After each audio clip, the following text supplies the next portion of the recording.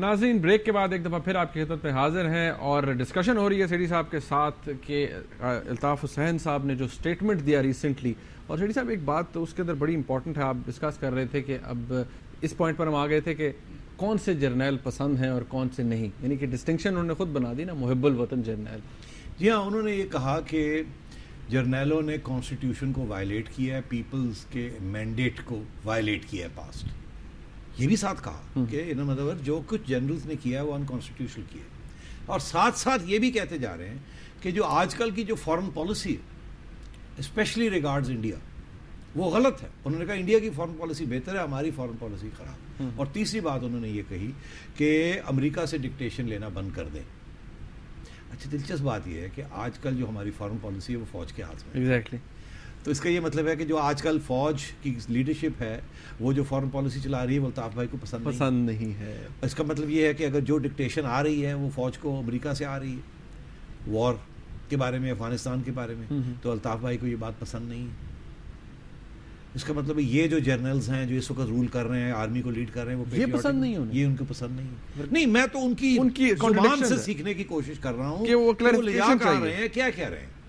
یا اس سے تو 3-4 باتیں سامنے آتی ہیں. ایک یہ کہ شاید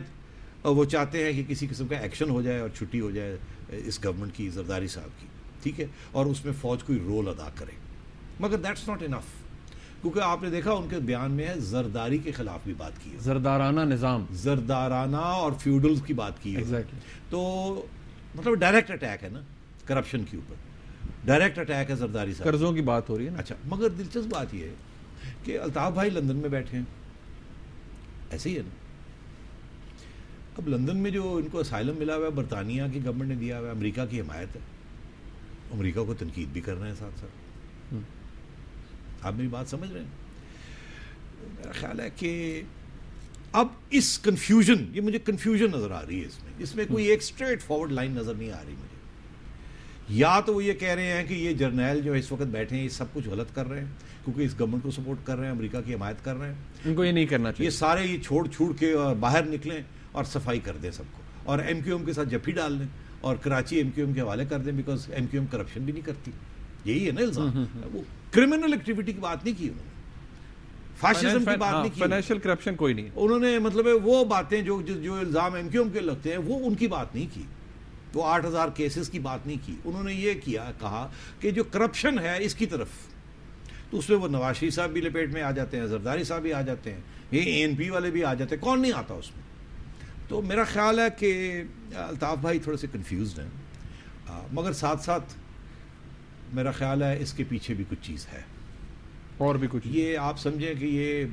آئس بریکر ہے، یہ کہ گڈی اڑائی گئی دیکھنے کے لیے ہوا کس طرف جا رہی ہے، فیلر ہے. اچھا، اب آگے آپ آئیے کہ عمران خان صاحب نے کیا کہا، بیکاز میں سمجھتا ہوں وہ بہت اہم بات ہے. کچھ لوگوں کو یہ کہنا ہے جس میں میں شامل ہوں کہ باتیں ضرور ہو رہی ہیں کہ نظام کو کیسے تبدیل کیا جائے، کیا نظام کی تبدیلی کیسے آ سکتی ہے، یا صرف حکومت کو چھٹی کرائی جائے اور کوئی نئی حکومت لائی جائے، کیسے لائی جائے، کس کے ذریعے لائی جائے، کون پرائم منسٹر ہوگا، کون نہیں ہوگا، وہ کیا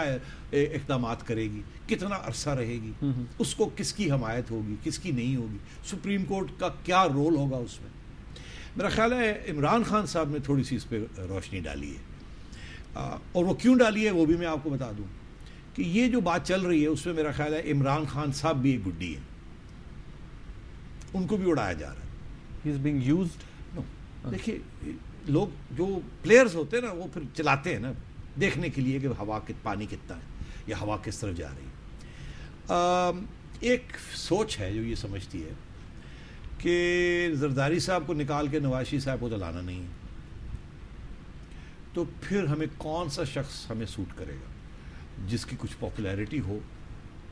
جس کو ہم سامنے کھڑا کر کے، لوگ جس پہ اعتبار کرتے ہیں، جس کے اوپر کوئی ابھی داغ نہ لگا ہو اس قسم کا، جس قسم کے داغ لگے ہیں نواز شریف صاحب کے اوپر اور زرداری صاحب کے اوپر، سیاسی داغ اور کرپشن کا داغ. اب آپ دیکھیے کہ پچھلے دنوں میں عمران خان صاحب ایک دم پھر سینٹر سٹیج پہ آ گئے. اس سے پہلے 2-3 مہینے نظر نہیں آئے تھے، ادھر ادھر گھوم رہے تھے، ایک دم وہ نظر سامنے آ گئے، ہر وقت اسکرین پہ بیٹھے ہوئے، انٹرویو شروع ہو گئی.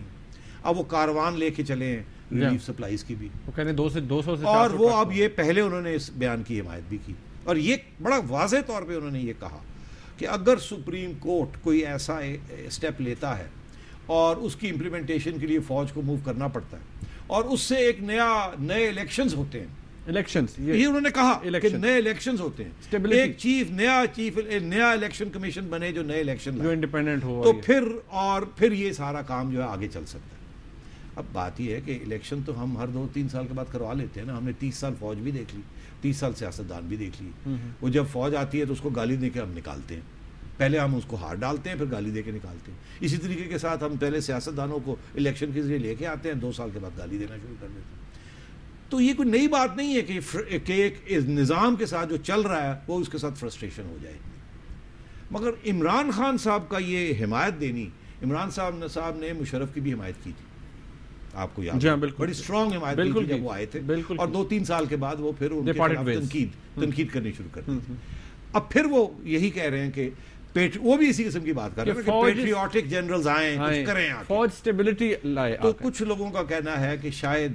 یہ جو نئی ٹیم کے جو بنائی جائے گی، اگر اس قسم کی کوئی صورتحال ہوتی ہے تو اس میں عمران خان صاحب کو بھی کوئی عہدہ ملے گا، کیسے ملے گا، کیوں ملے گا، اس کی بات نہیں ہو رہی۔ اچھا ایک بات ہے صاحب، یہاں پر لوگ اب جو پی ایم ایل این کہہ رہی ہے عمران خان کے صاحب کے اسٹیٹمنٹ کے حوالے، وہ یہ کہہ رہے ہیں کہ عمران خان صاحب جو ہیں وہ 12ویں کھلاڑی ہیں، ان کو شوق ہے، he is been out of the politics, اب وہ he is finding ways and means کہ کس طرح وہ دوبارہ پالیٹکس کے اندر۔ مجھے بات کی سمجھ نہیں آ رہی کہ پچھلی الیکشن بھی فوج نے کروائی تھی نا،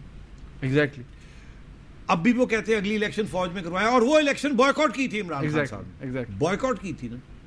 اب کہتے ہیں پھر فوج الیکشن کرایا اور کہتے ہیں اس کے ذریعے